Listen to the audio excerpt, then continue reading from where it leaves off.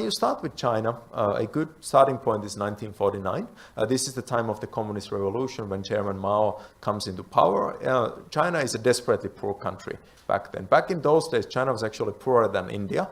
India started at its independence with a slightly higher level of socioeconomic development, and there was no electrification at all. So literally in China, the only places that were electrified were these major cities like Shanghai or Beijing. That's it. 0.001% of the population was electrified.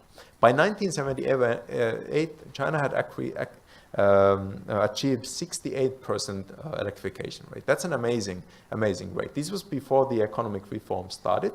This was at the time when China was still an extremely poor country, but they had actually made a lot of progress in doing this. And one of the reasons for this is actually geography.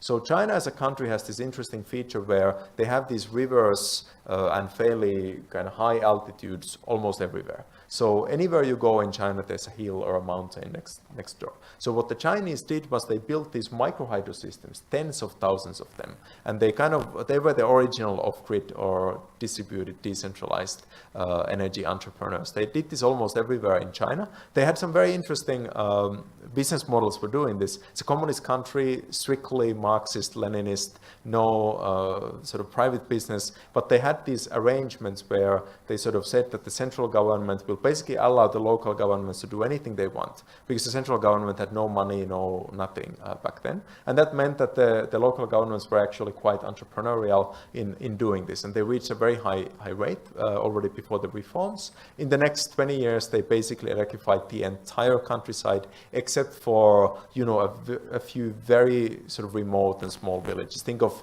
a village somewhere in Tibet, somewhere in the mountains. Those are the kind of places that were not electrified back then. And China did this. This is household level? It's household level, yes. And China did this in a very interesting way because they went from distributed to national grid, right?